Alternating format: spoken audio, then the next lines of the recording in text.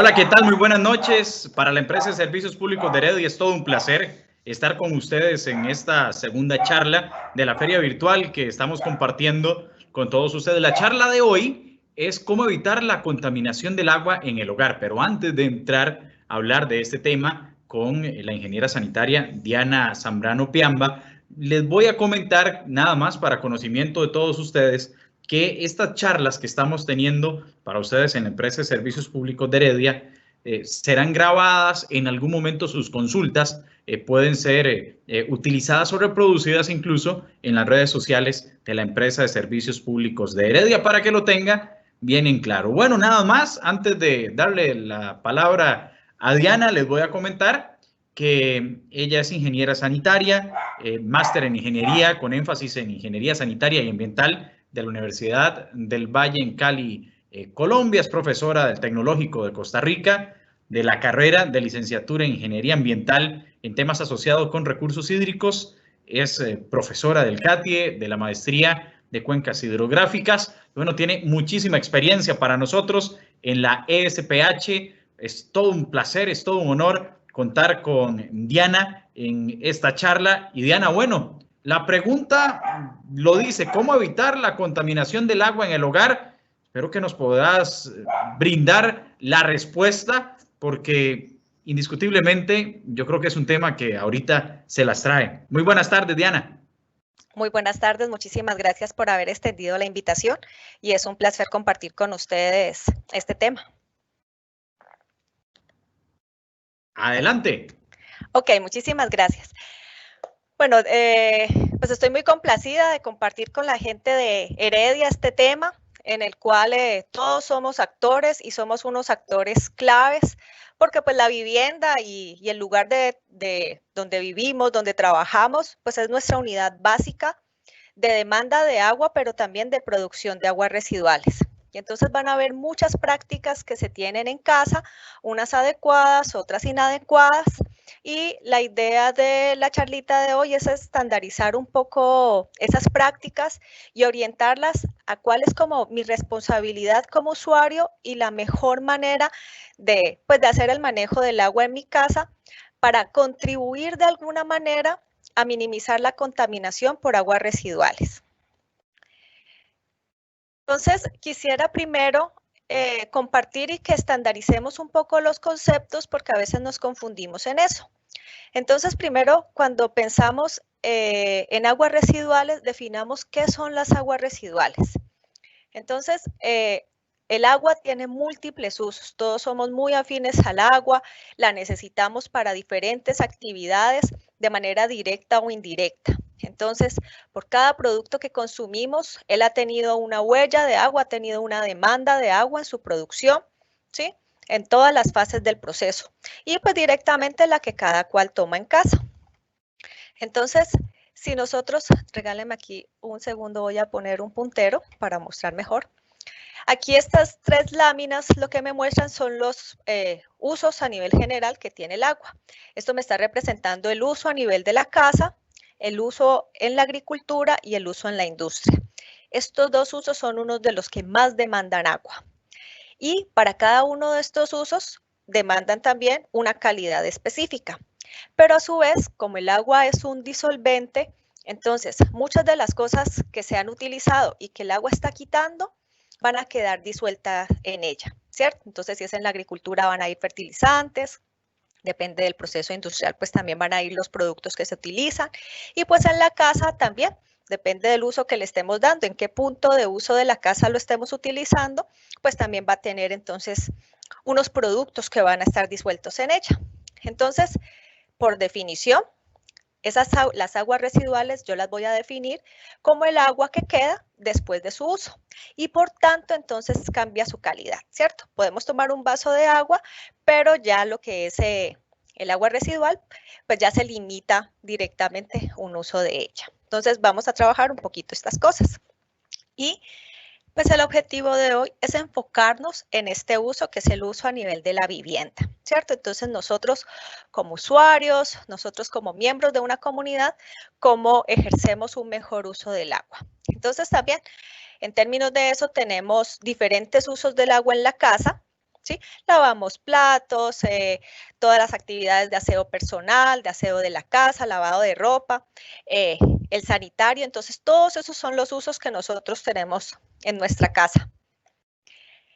Estos usos que están asociados con todo lo que es jabón, ¿sí? Con todo lo que es bañarse y limpiar y aseo, esa también vamos a hacer como una pequeña subcategoría y las vamos a llamar aguas grises, porque pues si ustedes notan cuando nos bañamos o hacemos estos usos, pues el agua se torna un poco gris. Pero al paquete completo o al conjunto de todo, mire que en las aguas grises yo excluí el sanitario y excluí también como la pila, porque como aquí a veces tenemos mucha carga, a veces se nos dañan, no sé, unos frijoles, una sopa, lo colamos y entonces se nos va por ahí, ¿cierto? Entonces no la dejé junta con las aguas grises. Y en general, todas entonces serían aguas residuales y como son de la casa, pues las llamamos aguas residuales domésticas. Ok, entonces como nosotros usamos el agua, vamos a tener una calidad y una cantidad de agua residual.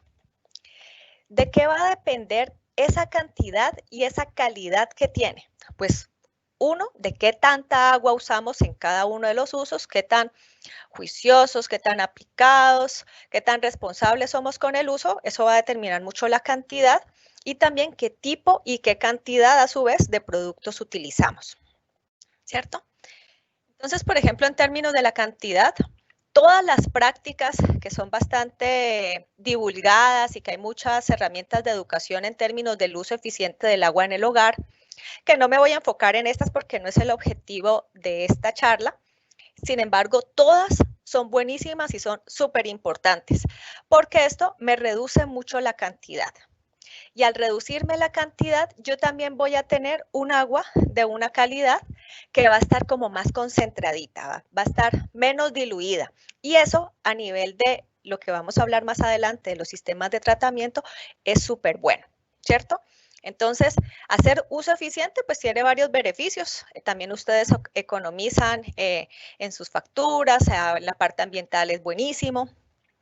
Y también hacer entonces un uso medido de los productos y también del tipo de productos que utilizamos. Ahora, ¿cuál ha sido como el agravante y por qué esto se nos vuelve una preocupación?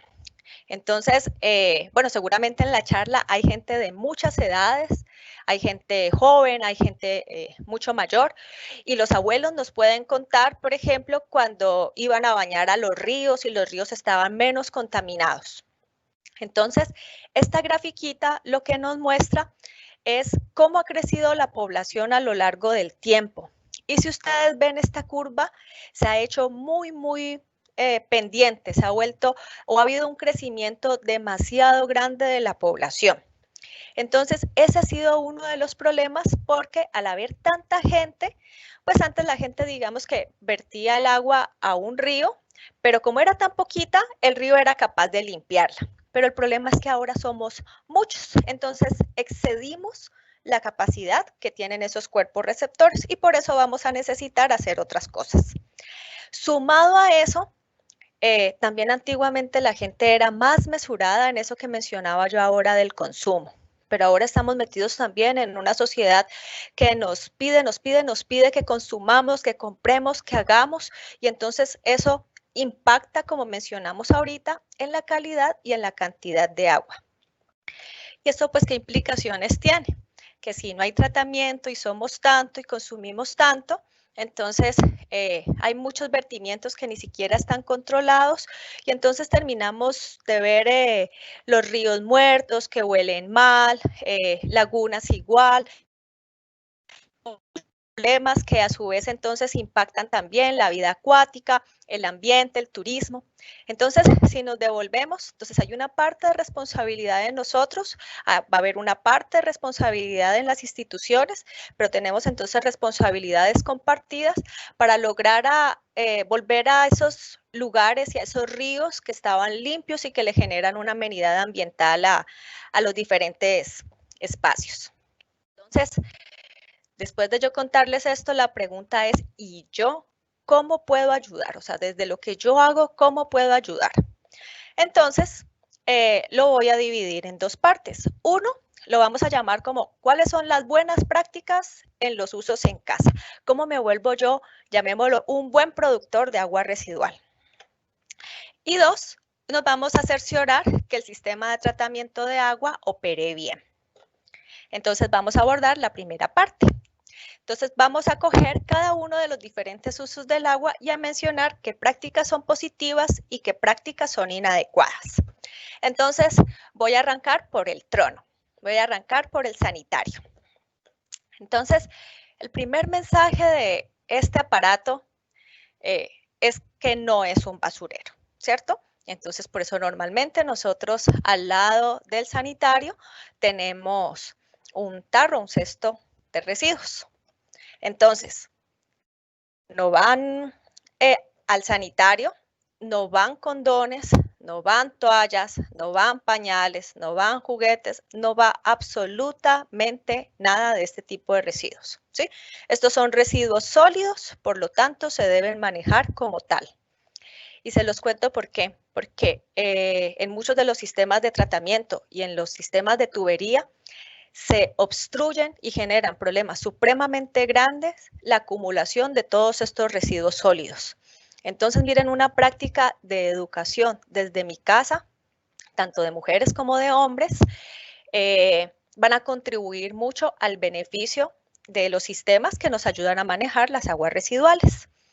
Porque imagínense, cuando hay un daño muy grande, se te suspende el servicio, eso se va a ver reflejado también en unos costos económicos que al final los usuarios de una u otra forma los terminan asumiendo.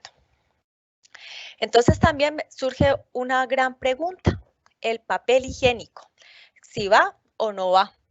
Entonces, esta es una pregunta difícil porque va a depender mucho del tamaño del sistema al cual va. Entonces, si ustedes ven esta foto es de un residencial, 160 casas.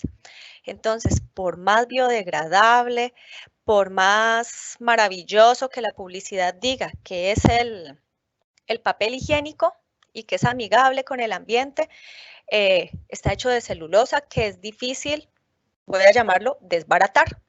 Entonces, si ustedes ven aquí en el detalle, en esta parte que estoy señalando con el puntero de la foto, está acumulado todo el papel higiénico que evidentemente no se desbarató. Entonces se vuelve un problema. Entonces en los sistemas pequeños, como el agua viaja por muy poco tiempo, esto se nos vuelve un problema de obstrucciones. Entonces no es bueno echar el papel higiénico en sistemas pequeños, ¿cierto? Puede ser que existan ciudades más grandes donde hay sistemas de alcantarillado más robustos, con bombeos, y entonces ahí pueda que entonces sí se tienda a desbaratar. Pero en sistemas pequeños como los que manejamos en la mayoría de lugares, no es una práctica adecuada. Imagínense para los que tienen en su casa tanque séptico, ¿cierto? Algunas personas están un poco desentendidas de las aguas residuales porque por su casa pasa un alcantarillado y es la empresa la que lo gestiona, pero para otros la responsabilidad del tanque séptico es de cada uno en casa. Y los problemas que resulten en el tanque, pues los vamos a vivir todos los que vivan en la casa. Entonces, ahorita que les voy a contar un poquito más, ahorita no me voy a enfocar mucho en cómo funciona el tanque séptico, que es algo que les quiero compartir. Lo único que les digo es que nosotros aprovechamos el volumen del tanque y si lo llenamos innecesariamente de papel higiénico, estamos perdiendo un volumen efectivo que va a incidir en la calidad y en el tratamiento que este tanque le puede dar. Entonces, este tampoco es un lugar para tener el papel higiénico, ¿cierto? Entonces, el papel higiénico es mejor echarlo también en el tarro de la basura. En esto también hay mucha polémica por la manipulación, entonces lo que hay que tener es todas las precauciones asociadas a una correcta manipulación y la seguridad pues de la persona que lo hace. Entonces, bueno, ¿qué podemos echar al sanitario? O sea, ¿qué sí va al sanitario? Ah, bueno, pues la caca evidentemente, ¿cierto? Para eso está hecho. La orina también. Cuando nos pegamos la fiesta o nos enfermamos, ¿cierto? Entonces muchas veces vomitamos y el primer sitio a donde vamos es al sanitario. El periodo en las mujeres también, entonces el lugar correcto es el sanitario. Todas estas cosas, entonces sí hacen parte de lo que él puede recibir, porque si ustedes ven, todos estos son compuestos que salen de nuestro cuerpo, son orgánicos y entonces en el sistema que va a tratar las aguas residuales sí se va a poder tratar y reducir. Entonces otra pregunta que surge alrededor del trono de este sanitario es la limpieza, ¿cierto? Entonces, ¿qué productos o qué es adecuado para hacer la limpieza? Entonces, ahorita cuando empecé la charla les hablaba mucho de los productos y las cantidades. Entonces, en todo esto, menos es más. Entonces, entre el uso de los productos sea más medido, lo estrictamente necesario es mejor, que a veces tenemos una equivocación en esto, usamos el jabón en polvo que haga espuma y espuma y espuma, y a veces no se necesita tanto. Entonces, perfectamente para limpiar podemos usar jabón en polvo, podemos usar jabones líquidos, no hay ningún problema con el uso de los jabones, pero usémoslos en una medida apropiada.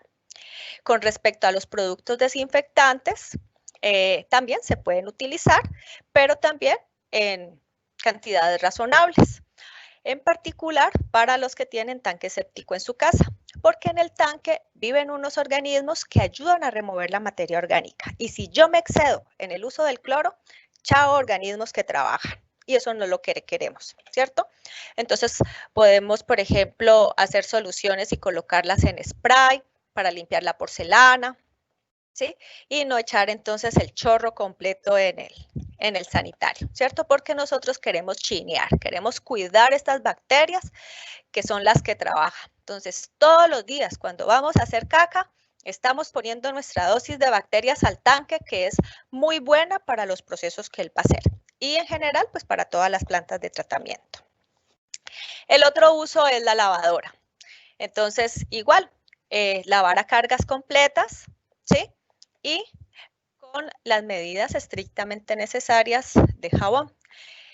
Los jabones tienen unas sustancias que en las plantas, hay unas sustancias que son difíciles de remover en las plantas. Básicamente no lo hacemos. Y de hacerlo, tendríamos que incurrir en unos sistemas muy costosos que se nos traducirían en la factura. Como no lo hacemos, entonces lo que tenemos que hacer es controlar desde origen. ¿Y el origen cuál es? Su casa. Por eso usted como usuario es tan importante en este sistema. O sea, todos como usuario hacemos parte del gran sistema. Entonces, el uso de jabón con medida. A veces también queremos mucha espuma y no es necesaria tanta espuma, ¿cierto? Con que el agua queda, si la tocamos como babosita, sin necesidad de ese espumero tan grande, es más que suficiente. Y lavar a cargas completas, porque la lavadora también ella internamente para mover el agua utiliza un volumen adicional que no es visible para nosotros y entonces si lo usamos a carga baja estamos generando un agua muy diluida, que es lo que no queremos. Ok, vamos para el siguiente punto de la casa. El siguiente punto de la casa es la pila. Entonces, en la pila de lavar los platos, bueno, entonces igual, el uso medido y racional del jabón. Cuando se nos daña algo, como esto es para agua, cuando se nos daña algo, unos frijoles, una sopa, cuando, no sé, tantas cosas que a veces se nos dañan en la cocina, colémoslo, por favor. Usemos el colador de tal forma que la fracción que se vaya sea muy líquida. Y estos sólidos que nos quedan en el colador, pues los disponemos con los residuos sólidos y como los manejemos en la casa. Yo voy a hacerle también cuñitas a buenas prácticas de los residuos. Entonces, por ejemplo, pensar en el compostaje de los residuos orgánicos en casa, que también es una práctica buenísima. Y en términos del agua, entonces, siempre colar. Y entonces, miren la importancia de esta rejilla, ¿sí? Esta rejilla a veces que a la gente se le vuelve como tan incómoda porque se le llenó esta pila de agua y entonces sencillamente por la pereza cogió y la quitó. Entonces todos estos sólidos que se nos van muchas veces se nos sedimentan en las tuberías y eso puede generar malos olores. Entonces, entre menos sólidos se nos vayan, mejor, ¿sí? Para evitar entonces obstrucciones y problemas en adelante. Entonces por eso yo le puse aquí un corazón a esta rejilla, por la importancia y el rol que ella tiene. Esta práctica mortal, jamás, y entonces ahí la repito varias veces, jamás echar aceite a la pila. Estos aceites nos afectan mucho las plantas de tratamiento. Los organismos y las características que tienen el agua se ven muy afectadas por estas grasas. Y imagínense, una grasa que yo no puedo remover en planta, directo va para el río. Entonces, pensemos y recordemos que los ríos y el mar, y tanto que nos gusta ir a la playa, y tanto que nos gusta bañarnos en todos estos cuerpos de agua y que es tan divertido, empiezan en nuestra casa. Porque en algún momento del ciclo del agua, y voy a hablar entonces ahí del ciclo urbano del agua, porque nosotros hacemos parte de ese ciclo, porque la usamos y también generamos residuos. Imagínense, si esto se pasa, iría de alguna forma a contaminar una fuente hídrica. Igual pasa, aunque no lo coloqué aquí en foticos, no eche por ahí los aceites del atún, ¿sí? Entonces, ningún aceite se debe echar por la pila. Entonces, ¿qué es lo que se debe hacer? Estos aceites que ya no se van a reutilizar, que ya excedieron, digamos, la vida que se puede utilizar, estos aceites hay que recogerlos en alguna botella y hay que identificar cerca a su casa. Le aseguro que debe haber algún gestor que maneja estos aceites. Hay muchos programas de las municipalidades, en las ferias. Esta se está volviendo una práctica bastante común. Y a partir de estos aceites van a generar productos aprovechables. Entonces, recoger el aceite en estas botellas y antes de lavar los platos o el sartén, pasarle una servilletica, un papel, y ese papel pues echarlo al compostaje. En muchas casas, después de la pila, hay una trampa de grasas. Aquí, por exagerar y por ponerla que se viera grande, usé una de un restaurante. Y aquí no le habían hecho mantenimiento. Entonces, a esa trampita de grasas, que también nos sirve mucho y es una gran amiga, tenemos que estarle periódicamente retirándole las grasas para que no se vayan a ir al alcantarillado y no nos vaya a obstruir el sistema. Entonces, mire que todos son prácticas sencillas en las cuales podemos hacer desde la casa y pues todos los miembros de la familia son responsables de ella. El otro tema que quería aquí dejar como en remojo un poquito es el de los microplásticos, que vamos a encontrar en muchos productos cosméticos. A las mujeres que nos preocupa la grasa en la piel y entonces queremos productos exfoliantes que nos limpien la piel. Esos exfoliantes y esa sensación granulosita que nosotros sentimos en los productos, pues son plásticos. Nos estamos poniendo plástico en la cara, ¿sí?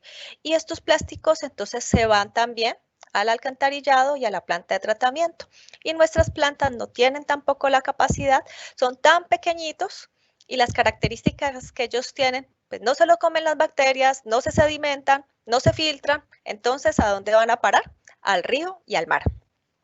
Estas pastas de dientes con punticos, entonces todos esos productos que tienen punticos son microplásticos. Y entonces es mejor evitar, o sea, si yo soy una persona responsable también con mis prácticas ambientales y el tipo de productos que consumo, son productos que es mejor evitar. Y volvamos entonces, como antiguamente, los exfoliantes naturales, la avena, el azúcar y otras cosas. Y aquí, pues en general, también el uso con medida del shampoo y el jabón. Ok, eso es a nivel de las prácticas de la casa. Entonces, vamos a hablar ahora de un tema un poquito técnico, pero que también es supremamente importante, que son las conexiones erradas o conexiones cruzadas. ¿Qué son estas? Entonces, vamos a suponer que tenemos un río, que es el que recibe, ¿cierto? Entonces, yo tengo mi casa y recojo todas mis aguas residuales, ¿cierto? Ya tenemos el concepto de aguas residuales y las pinté aquí rojitas. Y tenemos un sistema de tratamiento, ya sea el que yo tenga de manera individual en mi casa o pensemos el sistema de tratamiento grande que tiene en este caso la empresa de servicios públicos. Entonces, esta planta de tratamiento remueve los contaminantes del agua residual y vierte al río un agua de una mejor calidad que esta que le entró. Esto es el deber ser. hasta ahí estamos. Estamos por el momento en el deber ser, en lo que está bien. Las aguas lluvias. Entonces recogemos aguas lluvias por canoas, bajantes, en la calle. Y estas aguas lluvias, pues como no tienen una carga tan alta como la de las aguas residuales, no lleva ningún tratamiento y se dispone directamente en el río, en la quebrada. Hasta aquí estamos. Ahora sí, conversemos de qué son entonces las conexiones erradas. Errar es como de equivocarse, ¿sí? De cruzarse. Si yo hago una conexión, una caja, alguien amplió, no sé, su casa, y entonces en la ampliación colocó un baño y conéctelo a esa caja que es la primera que vio, y resultó que la caja era la caja de aguas lluvias. Miren que hizo una conexión de aguas residuales a las aguas lluvias. Y entonces un agua que no estaba tan sucia la está contaminando. Y entonces, si está haciendo esto directamente, no está pasando por el tratamiento, va directamente, todos estos contaminantes van directamente al río Quebrada. Y entonces, la flechita que antes era azul, ahora se me volvió roja porque está contaminada. Entonces, esta práctica, bueno, es prohibida y es muy dañina para el ambiente. Y viceversa también, malísimo. Si una caja de aguas lluvias o una conexión de aguas lluvias la conecta usted al sistema de aguas residuales, y les aseguro que esto es de lo más común y es uno de los problemas más grandes que tenemos en las plantas del país, y no solo del país, sino de Latinoamérica. Una conexión de aguas lluvias al sistema de aguas residuales, miren que aquí yo dibujé esta flecha de este tamaño, ¿cierto? Como refiriéndome a la cantidad de agua. Le estoy metiendo más agua, entonces volvió esta flecha gordototota. Y el sistema de tratamiento estaba diseñado y su tamaño estaba concebido para esta flecha flaquita. Y al volverla grandota, él no tiene capacidad, excede su capacidad de tratamiento. Entonces, si él antes iba a sacar el agua de buena calidad, representada aquí con este color azul, pues ya no, porque entonces estás excediendo la capacidad. En los sistemas de nosotros pasa que estos caudales, esta cantidad de agua, hasta se duplica y se triplica. Y ustedes no se imaginan los múltiples daños que hacen en los sistemas de tratamiento, porque también todos esos microorganismos que estábamos ahí chineando y cuidando para que trabaje, se nos lavan y se nos van. Entonces, son procesos que tenemos que cuidar a partir de las buenas prácticas de disposición del agua en donde corresponde. Entonces, miren que las conexiones cerradas al final contribuyen a la muerte de los ríos o quebradas. Entonces, el deber ser es que cada sistemita aparte, ¿cierto? El de aguas residuales en su sistema de alcantarillado, que se va a llamar alcantarillado sanitario, y las aguas lluvias en otra línea, que es el que se llama alcantarillado pluvial. Entonces, ¿cuál es la tarea y la incógnita que les dejo a ustedes para que hagan mañana? Revisen sus cajas, a ver si ustedes tienen alguna conexión errada y están fallando en esto. Y si no, hay que ponerse entonces a hacer los arreglos para tener el sistema como es correctamente. Y vamos a un último punto, que es el manejo apropiado de los residuos sólidos. Ustedes van a decir, bueno, pero esta mujer, ¿por qué metió los residuos sólidos si estamos hablando del agua? Porque al final todo está totalmente relacionado. Residuos sólidos mal manejados, dispuestos en la calle, a veces, pues como mencionábamos, que los echaban hasta por las tuberías de los sistemas de las casas.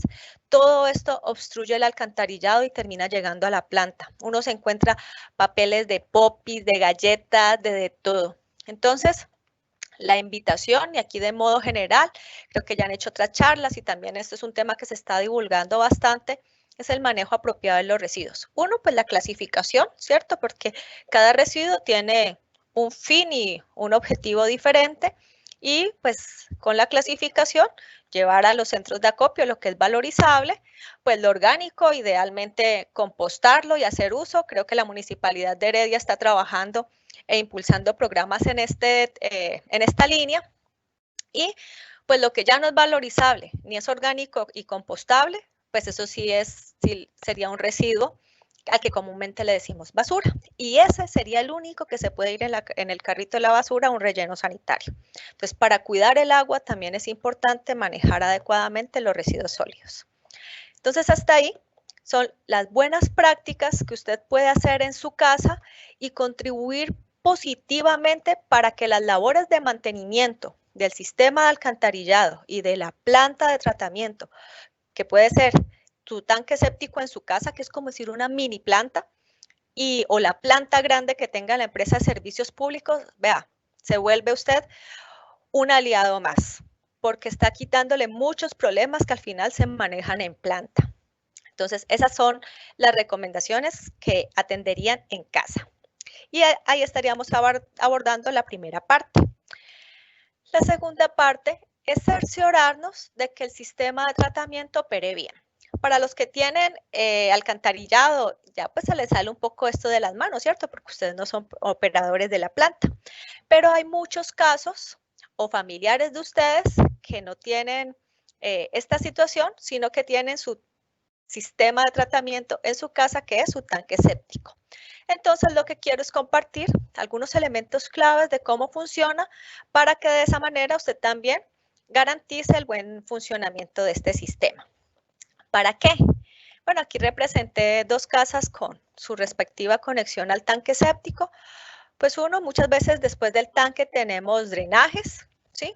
Y entonces un tanque bien operado pues va a implicar un buen funcionamiento en el drenaje, que no haya obstrucciones, que no se obstruya, que no se tape, ¿sí? Entonces para tener un drenaje saludable o también pues para disminuir entonces la contaminación.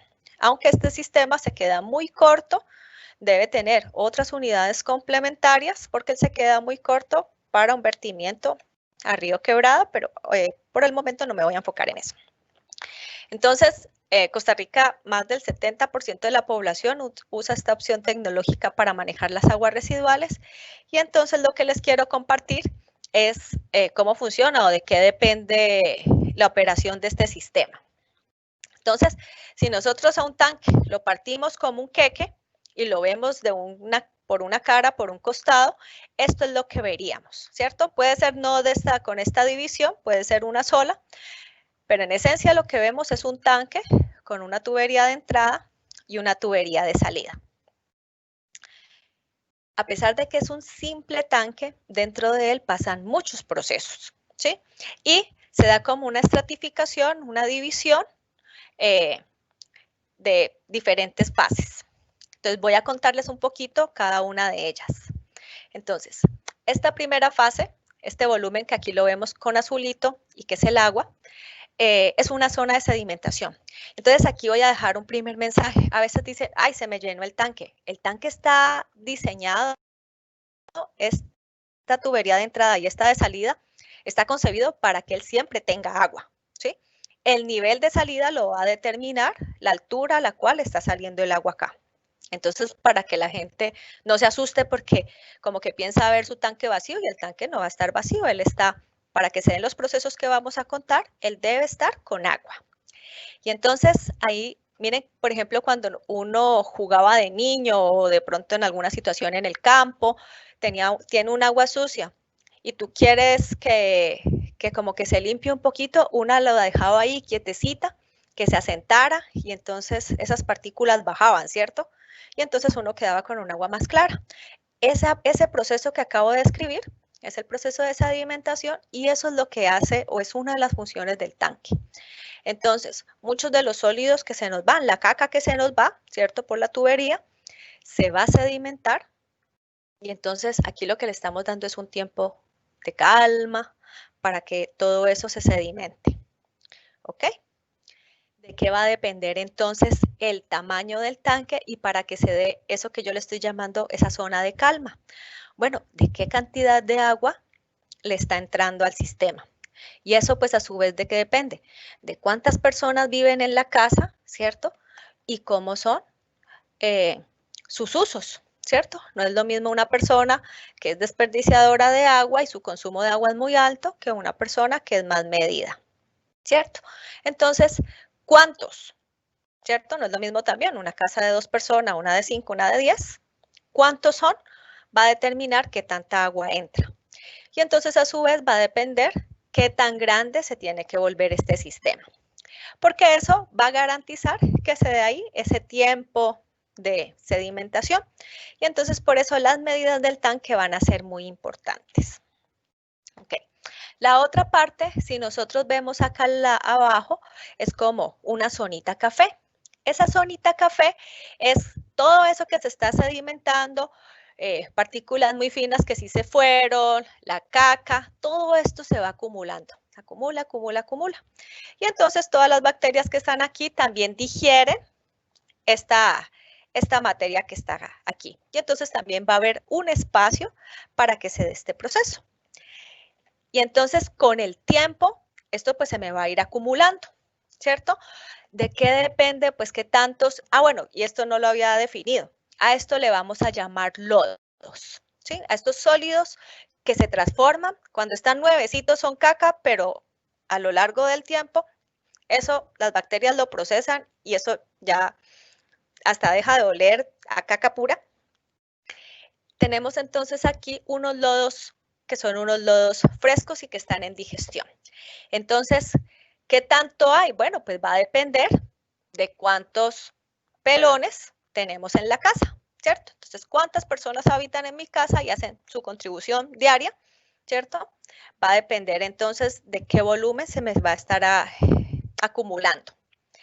Y entonces esa es esa zona de almacenamiento de lodos. Entonces, miren que va a determinar mucho cada cuánto yo hago la limpieza del tanque séptico, ¿cierto? Porque si me pasa mucho tiempo, esto va a ir subiendo, subiendo, subiendo, y mire que si esto sube, me quita espacio para la sedimentación. Entonces, por eso yo tengo que estar haciendo un mantenimiento periódico de mi tanque, estar removiéndole estos lodos. Cuando va el operador de limpieza, él no le saca absolutamente todo, él deja una fraccioncita muy pequeña porque, como mencionamos, estos microorganismos que están aquí son como la semillita para que se sigan dando los procesos y entonces siempre es bueno tener ahí un poquito. Ok. Y en la parte superior, pues también se me almacenan espumas que si se me vuelve un exceso, pues hay que estarlas quitando. Por eso el tanque debe tener una tapa de inspección para que la gente pueda estar vigilando, pues qué tan alto están estos lodos y cómo se está dando este almacenamiento de espumas. Pero a veces estamos muy divorciados del sistema. Entonces aquí les puse una tablita resumen, porque ahí les eché el cuento, pero no hablamos como de volúmenes. Entonces lo que quiero es mostrarles cuánto impacta el número de personas, ¿sí? Aquí tenemos un ejemplito de 5, 6, 7, 8, 9 y 10.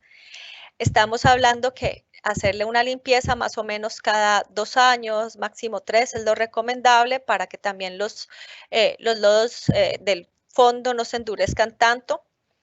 Y miren acá entonces los volúmenes. Un tanque de para 5 personas es de aproximadamente 1.3 metros cúbicos, mientras que uno de 10 ya es de 2,6 metros cúbicos, ¿cierto? Entonces, aquí para mostrarles de que el tanque depende entonces del número de personas. Por eso también a veces la gente amplía la casa para alquilarla, para un hijo, y sencillamente conectó las aguas residuales al tanque que ya había. Y entonces el tanque no tiene la capacidad, ya está atendiendo 10 personas y lo dejaron para la misma, para el mismo tamaño de 5 personas. También pasa, por ejemplo, a veces en las viviendas de interés social que manejan así los tanques súper restringidos, el más pequeño, y entonces amplían y se vuelve entonces muy complejo la gestión del agua porque no se dan todos los procesos que contamos. Entonces, por eso pues hay que estar limpiando con la periodicidad requerida. Y entonces, usted como usuario, pues debe estar revisando el nivel de lodos, llamar a una empresa de limpieza y, bueno, cerciorarse de que esa empresa no vaya a llegar a la medianoche a ir a echar el lodo al río, sino que asegurarse y consultarle a dónde lleva y si está haciendo el adecuado tratamiento y la gestión apropiada de los lodos. El Ministerio de Salud ha tratado de regular bastante eso, seguimos en el proceso, pero usted como usuario pues también es algo importante. Entonces, miren esta tubería, tenía viene de un tanque séptico que no estaba siendo bien operado. Esta es la tubería del drenaje y miren, está aquí totalmente obstruida y estaba esto totalmente lleno de esta acumulación de sólidos. Ok, y para finalizar, les quería compartir, también surgen muchas dudas con el manejo de las aguas grises. Bueno, algo que se me olvidó decir acá, al tanque séptico, si usted quiere, pueden ir todas las aguas de todos los usos de la casa. Lo importante es que tenga el tamaño para recibirlas. Entonces, muchas veces van solo las del sanitario, pero pueden ir todas. Lo importante es que él tenga el tamaño que es este sugerido, y pues si es un poco más grande, lo que va a generar de pronto es una mejor calidad. A veces entonces tenemos las aguas separadas, las grises de las del sanitario, y entonces, bueno, tratemos las aguas grises, porque a pesar de que su carga contaminante es menor, tiene carga contaminante. Guarda un agua de la lavadora y huélala a los 3 días. Huele mal porque tiene carga contaminante. Entonces, uno muchas veces ve las aguas grises corriendo por las calles sin ningún tipo de tratamiento, y entonces también pues como nos volvemos un poquito más empáticos con este tema. Una de las tecnologías que más se utiliza, que tiene las 3B, son las biojardineras, y que son muy buenas para tratar este tipo de agua, que la carga no es tan alta, ¿sí? Pero tiene algo. Entonces, aquí en este esquemita tenemos, puede haber un tanque que retenga algunos sólidos antes de pasar a la biojardinera, que como lo ven, parece una maceta, ¿cierto? Y si se quisiera hacer algún tipo de reuso, pues se podría hasta considerar. Entonces quiero mostrarles unas fotos de construcción de biojardineras, y pues que realmente es un sistema que armoniza muy bien con el entorno paisajístico y el entorno de la vivienda. Entonces, bueno, una cosa clave es que el agua que va a la biojardinera es un agua sin sólidos, ¿cierto? Por ejemplo, el agua directamente, un agua residual, no podría ser, ¿cierto? Es un agua que está libre de sólidos, porque como vamos a ver, aquí lo que nosotros tenemos es como un filtro. Y entonces, si va muy llena de sólidos, pues lo obstruiría. Entonces, él tiene una primera zona de distribución del agua, que son con unas piedras más grandes, ya lo vamos a ver, al final igual, y mire, tienen unos tubitos que están perforados y son los que van a distribuir el agua. Y además, pues él tiene plantas, como lo vimos en las fotos. A nivel constructivo, pues tenemos que se hacen las excavaciones, se protege el fondo para que no se infiltre el agua, depende del tamaño, entonces van a ser los tipos de materiales impermeables que utilizamos. Tenemos piedras grandes en la entrada y en la salida.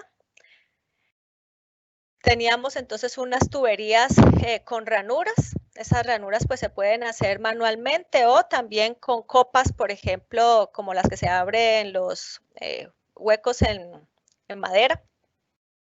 También se pueden hacer.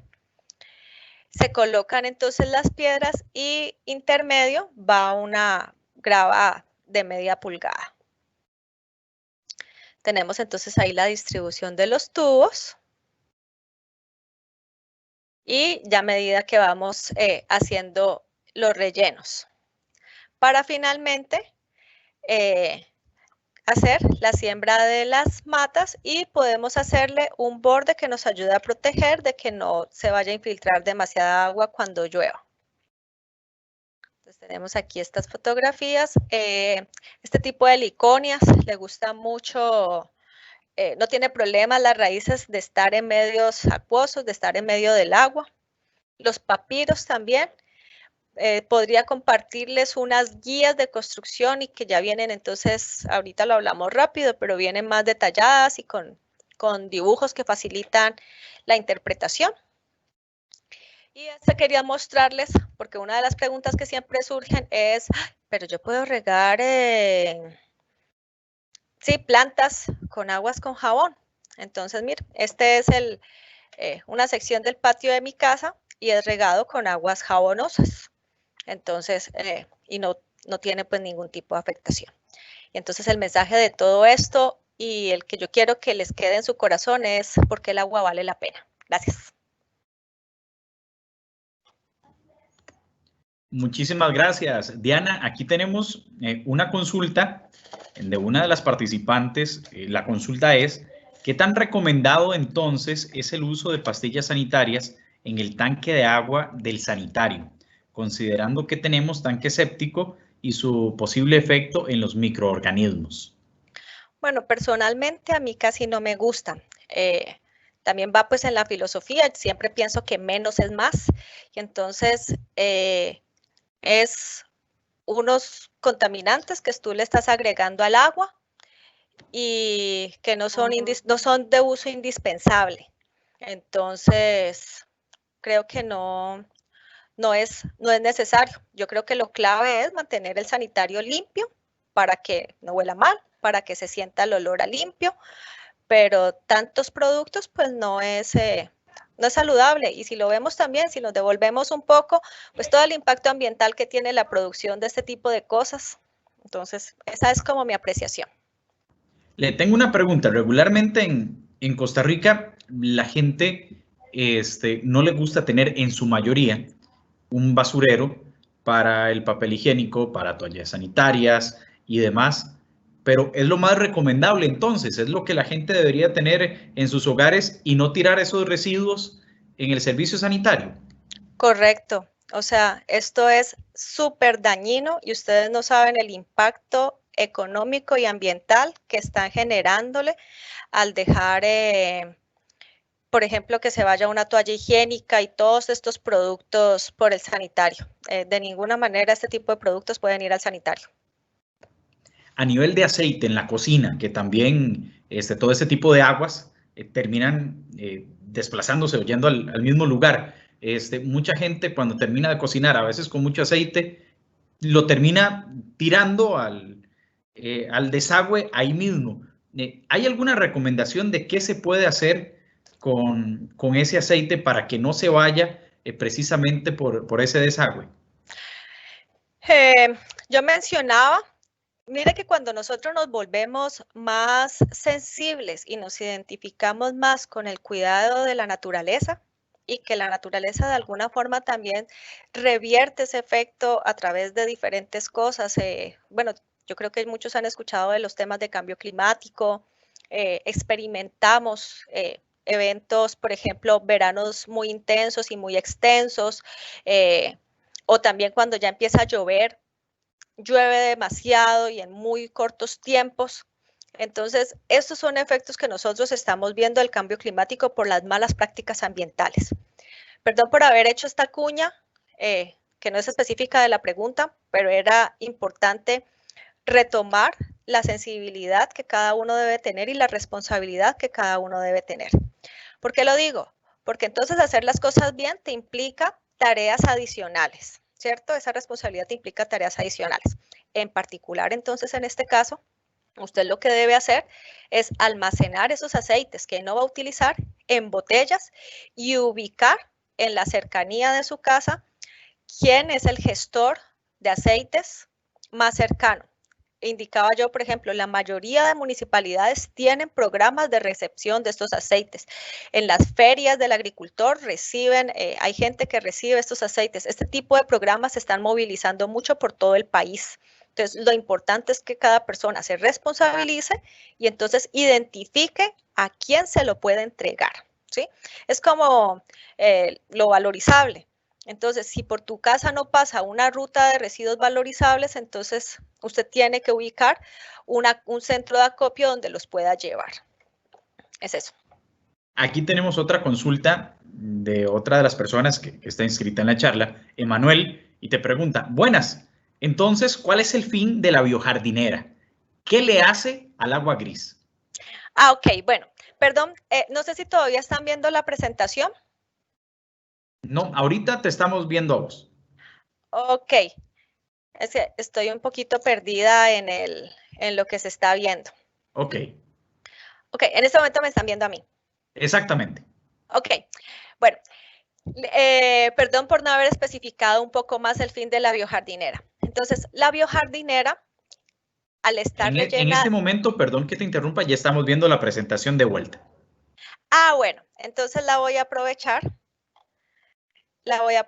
en este punto. Aquí. ¿La ven? ¿Grande?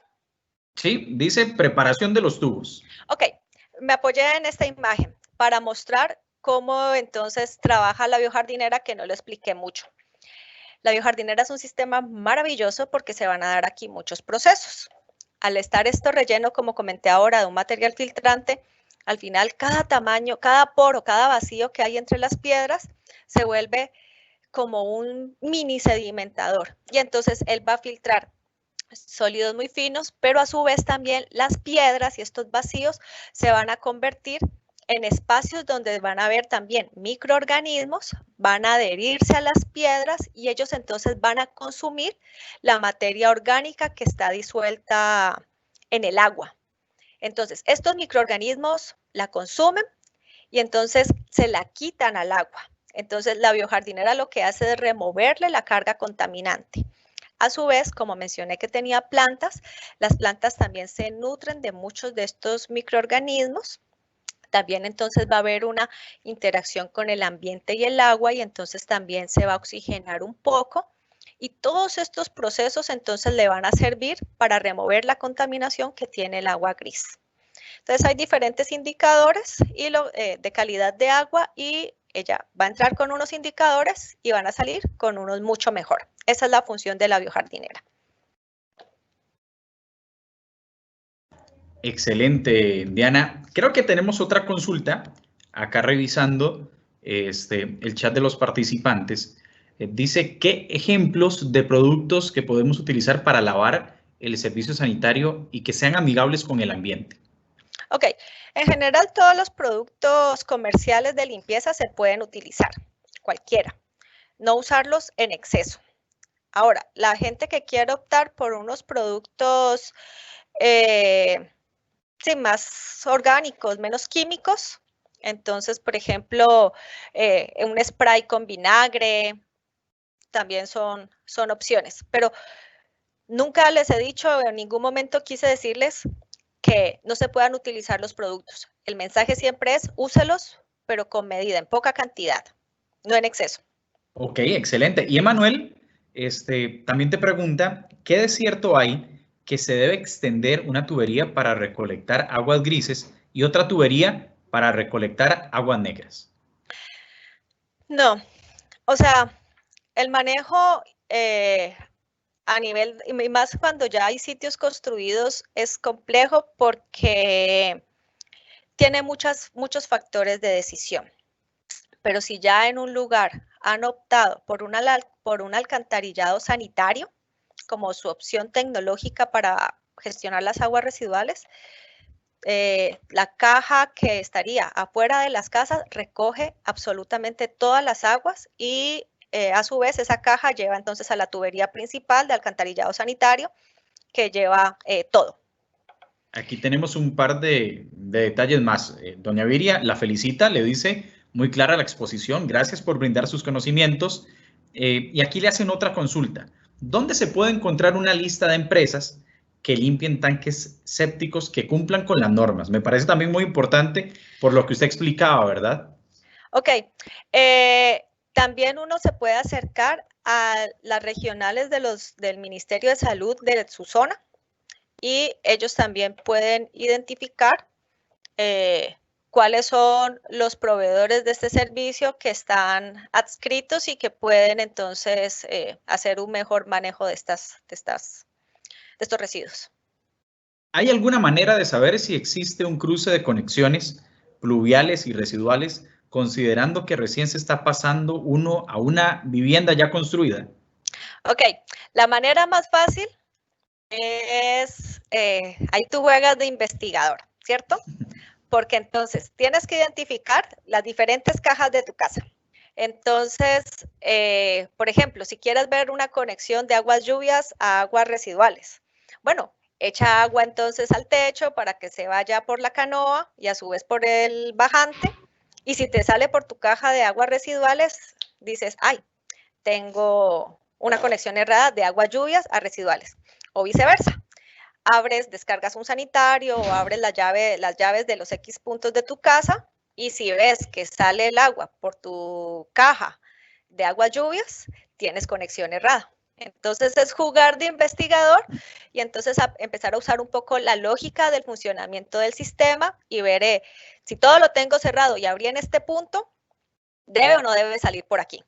Tenemos otra pregunta por acá. Dice, ¿cómo se le da mantenimiento a la trampa de la grasa? Bueno, el mantenimiento de la trampa de grasa puede ser que no sea muy bonito para mucha gente. Es un mantenimiento muy sencillo. Entonces, uno puede tener un colador, por ejemplo, y entonces con un recipiente de la parte superficial empiezas a sacarle la grasa y entonces ella te va a venir, como la caja también va a estar llena de agua, se mezcla un poco, ¿cierto? Entonces, en el tarro tú vas a sacar agua y grasa. Entonces, en el colador, escurres el agua, quedas en tu colador con la grasa. Excelente. Este colador, entonces, es un residuo, te queda ahí el residuo sólido, y entonces lo dispones con los residuos sólidos. Aquí te preguntan, hay un producto que venden en el comercio que son como bolsitas con bacterias para el sanitario. ¿Qué tan bueno es utilizarlo? Se depositan en la taza del sanitario. Le voy a decir una cosa, no son malos, pero yo personalmente no los siento necesarios. Si en la casa somos 3, 4, 5 personas, todos los días le hacemos su contribución de microorganismos al sistema. No le hacen daño, excelente, pero no es necesario. Y a Emanuel como que le agradó el tema de las biojardineras, porque aquí te tiene otra pregunta. Siempre es un tema que siempre gusta mucho, ya que tiene el nombre, hay mucha literatura en internet. Entonces, y es que es un sistema maravilloso porque pues también como se ve muy bien. Él pregunta que si hay problema de mosquitos precisamente con las biojardineras. Bueno, esa es una cosa que no especifiqué. Con este tipo de sistemas no hay problema de mosquitos. ¿Por qué? Voy a tratar. ¿Están viendo mi presentación? No. No, ahorita no. Ahorita te estamos viendo en pantalla, pero ya vamos a proceder para que tengamos la posibilidad de ver la presentación. Ya estamos con la presentación de vuelta. Ok, estamos otra vez con el mismo dibujo. Entonces, cuando uno construye el sistema, no sé si ven cómo muevo el mouse, hay esta línea punteada. ¿Se alcanza a ver, Fabián? Sí, sí, correcto, todo bien. Ok, digamos que esta es una línea imaginaria, pero es la línea hasta donde está llegando el agua. Por encima, tú le vas a tener todavía lecho en piedra. Es más, tú te puedes parar encima de la biojardinera. Entonces, el nivel de agua está por debajo, por lo cual el agua no es superficial. Entonces, no hay fácil acceso para mosquitos y vectores de este tipo. Entonces, es un sistema que tú externamente lo ves seco. ¿Con qué juegas para que tú tengas este nivel de agua? Con el nivel de salida, acuérdense, siempre el que me marca el nivel de agua es la altura de salida de esta tubería. Entonces, esta va a estar unos centímetros, unos 10 centímetros, 15 centímetros, va a depender mucho pues del terreno donde lo estemos ubicando, por debajo, para garantizar que esta parte de encima esté seca. Excelente, Diana. De parte de la empresa de servicios públicos y de las personas que estuvieron en tu charla, te damos las gracias por explicarnos este tema de tan buena manera. Muchas gracias. Bueno, muchísimas gracias también a todos por abrirme las puertas de su hogar. Bien, gracias a Diana y les voy a recordar a ustedes que vamos a seguir con esta feria virtual ambiental. Tenemos cuentos el próximo lunes para los pequeñines de la casa. Vamos a tener un cuento que se llama Si ves unos lentes en la playa, vacas del mar. Será a partir de las 8 de la mañana. ¿Y cuál es la próxima charla? Esta será el martes 16 a las 6 de la tarde y el tema es el siguiente. ¿Qué es la huella de carbono y cómo disminuirla en la casa? Bueno, para participar con nosotros, como lo hicieron hoy junto con Diana, pueden ingresar a las redes sociales, al Facebook de la empresa de servicios públicos de Heredia. Ahí les vamos a estar indicando los enlaces para que, como hoy, nos acompañen. Muchísimas gracias. Hasta luego.